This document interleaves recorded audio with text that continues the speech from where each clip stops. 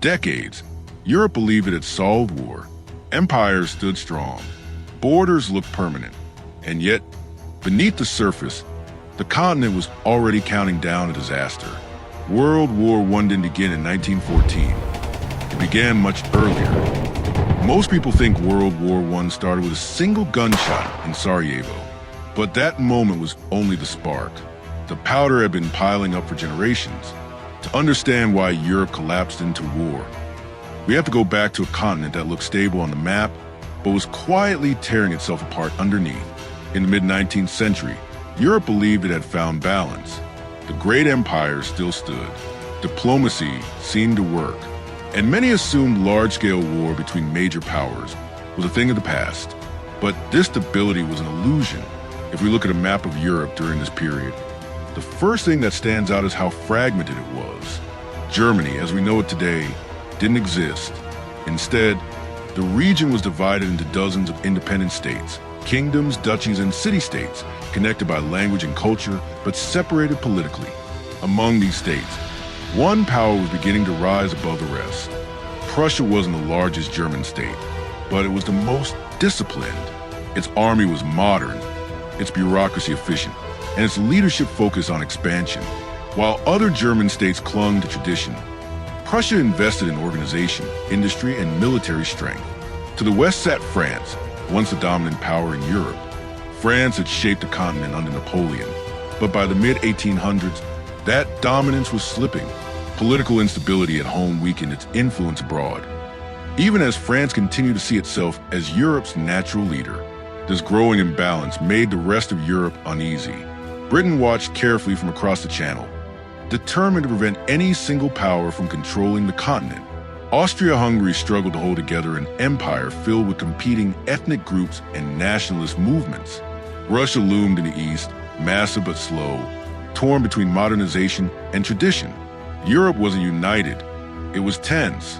One of the most dangerous forces spreading across the continent was an army or a weapon. It was an idea, nationalism.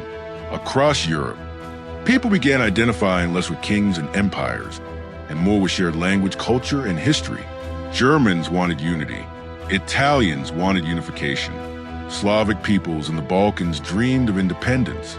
Nationalism promised belonging, but it also created enemies. Borders that once seemed abstract suddenly became deeply personal. Prussia understood this shift better than anyone. Under the leadership of Otto von Bismarck, Prussia didn't rely on speeches or ideology. It relied on calculation. Bismarck believed wars could be engineered, carefully controlled conflicts used to reshape Europe in Prussia's favor. Before turning its attention west, Prussia had already fought wars against Denmark and Austria. Each conflict weakened rivals and strengthened Prussia's influence over the German states. With every victory, the idea of a united Germany moved closer to reality. France watched these developments with growing alarm. For centuries, France had relied on a divided Germany as a buffer. A unified Germany, led by Prussia, would be a direct threat to French security and prestige. As Prussia grew stronger, France felt increasingly cornered.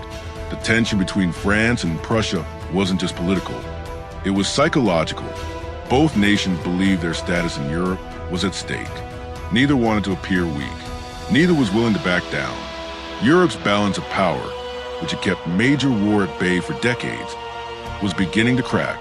At the center of this brewing rivalry lay a region that would soon become infamous, Alsace-Lorraine, sitting along the border between France and the German states. It was culturally mixed and strategically vital. For now, it remained just another borderland, but not for long. By the late 1860s, Europe was primed for conflict. Alliances were fragile. National pride was inflamed. Diplomacy had become a dangerous game of brinkmanship. All it would take was one carefully placed spark. That spark came in 1870. What followed wasn't a long, grinding war like World War I. Instead, it was fast, decisive, and shocking. In just months, the Franco-Prussian War would redraw Europe's map, unify Germany, humiliate France, and plant the seeds of resentment that would one day explode into global war.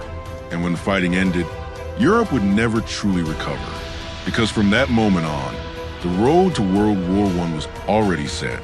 What we've looked at here isn't the outbreak of war. It's the world that made war possible. A Europe shaped by ambition, nationalism, and shifting power, where peace depended on fragile balances and unspoken threats. In the next part, we'll focus on the moment those pressures finally collided, the Franco-Prussian War, and how one short conflict reshaped Europe in ways that no one could undo. If you're following this series, make sure you're subscribed so you don't miss part 2.